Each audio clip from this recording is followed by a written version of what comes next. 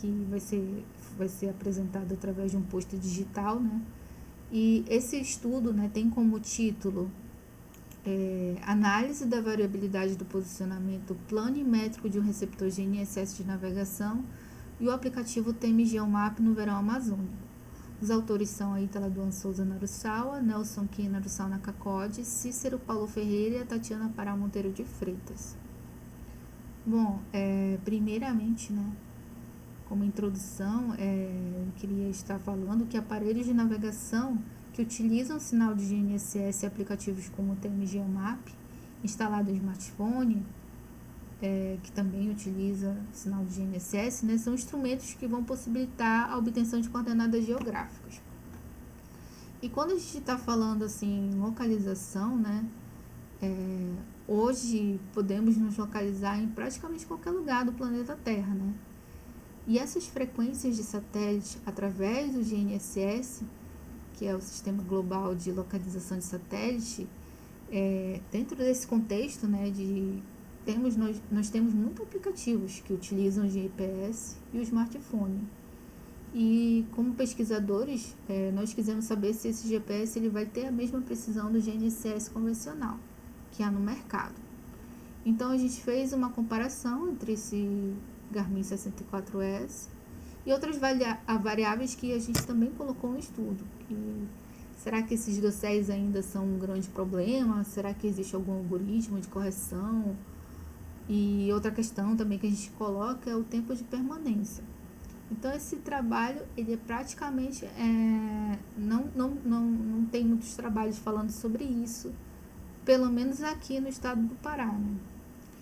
Então esse trabalho tem como objetivo, né, analisar a variabilidade do posicionamento planimétrico de um receptor GNSS de navegação e o aplicativo TM Geomap, operando sobre diferentes condições de cobertura vegetal e tempo de espera na época de menor precipitação pluviométrica do Nordeste paraense. Bom, o experimento, né, ele ocorreu em 4 agroecossistemas, né, que a gente utilizou, né, como dosséis, sendo que a pastagem ela teve sem o fator florestal. Então, foram utilizados GNSS Garmin, né, e o aplicativo TM Geomap, nesses 4 agroecossistemas, que seriam a pastagem, a saizal, o dendezal e o cupuaçuzal. E em 3 tempos de espera, que seria T0 1 minuto, T1 5 minutos, T2 10 minutos. E os dados foram extraídos do GNSS de navegação Garmin 64S do aplicativo TM Geomap em coordenadas UTM. E para a determinação da variação do posicionamento, o VP, né, utilizou-se a soma do desvio padrão das coordenadas x e y, e para calcular o desvio padrão de cada eixo x e y, coletou-se 3 leituras de repetições dos equipamentos, com os mesmos padrões, que seriam o mesmo marco, o mesmo tempo de espera e mesmo aparelho ou aplicativo. E a função matemática que calcula a variação do posicionamento é a que vocês estão vendo a seguir, né? Fizemos as coletas em dias sem precipitação de chuva, todos os dias ensolarados, sendo que essa variável, nuvens, né, não interferiram nas medições. E como metodologia, né, marco, né, nós fizemos 3 repetições, como eu falei anteriormente, pegamos desvios padrões, tanto das coordenadas norte como das coordenadas leste, e fizemos a soma. Ou seja, né, o desvio padrão das coordenadas norte e das coordenadas leste, e fizemos a somatória. Então, essa seria a nossa variação de posicionamento. Essa foi a nossa variável resposta, né? E como vocês podem estar vendo aí, né, o VP é a variação do posicionamento, x é a coordenada x, a coordenada y é y, x média é a média de coordenada x das 3 leituras, y média é a média da coordenada y das 3 leituras. N é o número de leituras, que é igual a 3. O delineamento foi experimental inteiramente casualizado. sendo 6 marcos estabelecidos em cada agroecossistema, totalizando 24 pontos amostrais, e em cada ponto amostral foi analisado, né, a variação de posicionamento para cada tempo de espera estabelecido e para cada equipamento distinto, formando assim o esquema fatorial dos receptores GNSS e aplicativo TMG-Mapa versus 4 sistemas versus 3 períodos de permanência e 6 marcos em cada agroecossistema. Então, dadas suposições de normalidade e homocidasticidade, e utilizando a transformação para log natural e exclusão de 3 outliers, foi então realizada a análise da variância com significância de 5% para o teste F, que seria quando uma diferença foi encontrada. Aí aplicou-se o teste Tucker, a 5% de significância, né? Nesse trabalho, né, nós fizemos a verificação de outliers através de Boxport, que é o teste de normalidade Shapiro-Wilk dos resíduos da análise da variância e o teste de homocidasticidade Bartlett, né, dos resíduos da nova, todos a 5% de significância. E pela presença de outliers, os dados foram transformados em log natural, também havendo a necessidade de exclusão de 3 outliers.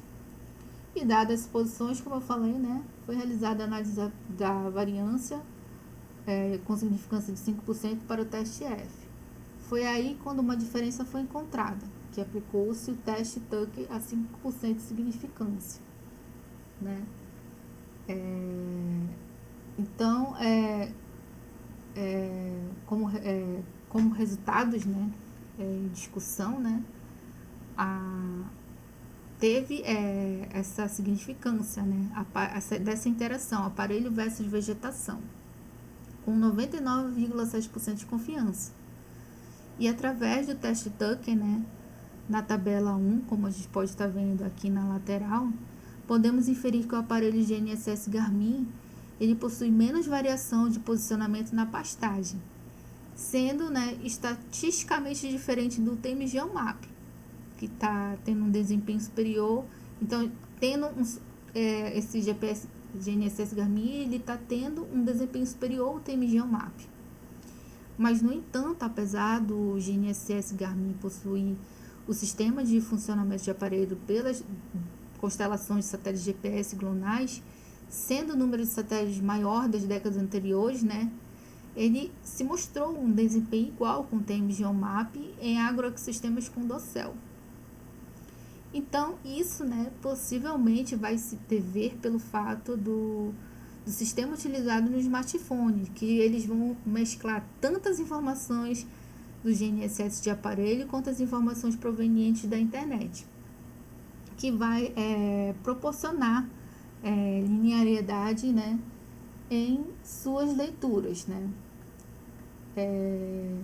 Então, como a gente pode estar vendo aí, né, nessa tabela, né, que está a comparação dos aparelhos dentro de cada agroecossistema, né, e as comparações de média foram realizadas sobre os dados transformados em log de X, né,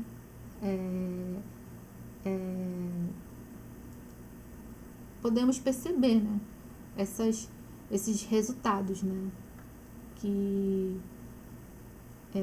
como resultados, né, feito de desdobramento, né, comparando os aparelhos, comparando o desempenho do Garmin, do TMG-Map dentro da açaí de cada agroecossistema, percebemos que não houve diferença significativa, né? Por exemplo, como a gente vê aqui no exemplo, isso está em metros a variação do posicionamento, né? Está em 4 metros. Apesar de termos uma leve melhora em termos estatísticos, né, não houve diferença estatística. E podemos perceber também que em áreas que a gente fala que é descampadas, como a pastagem, o GPS Garmin ele se consolidou, né? Deu diferença estatística 5% pelo teste Tucker. Então, isso demonstra que o GPS Garmin ainda é muito sensível com a questão de docéis. E ele tem uma precisão boa, mas os docéis eles ainda influenciam bastante esse tipo de aparelho. Bom, aqui temos uma imagem da área de estudo. Como vocês podem estar vendo aqui, foram 4 agroecossistemas na cidade de Castanhal, estado do Pará. Bom, como considerações finais, né? O que eu posso estar falando, né? Que, como eu falei, né, anteriormente, que esse é um trabalho que a gente não ouviu muito falar aqui e a gente foi, assim, até para referências, né? Existem poucas. Mas o que eu posso estar dizendo é que a introdução, né, do TM Geomap, instalado em smartphones nas atividades rurais, que são utilizados aqui em muitos aparelhos que são muito caros, né? E quando se fala em colocar um aplicativo que se pareça a um GPS, né, pode proporcionar a inclusão tecnológica de milhares de produtores rurais, contribuindo para essa equidade tecnológica no meio rural. E através de programas de sistemas de informação geográficas, como o QGIS, dados levantados, georreferenciados, eles podem ser aplicados na racionalização de recursos naturais e de insumos agrícolas, levantamentos de aptidões agrícolas do solo, análise, classificação, mitigação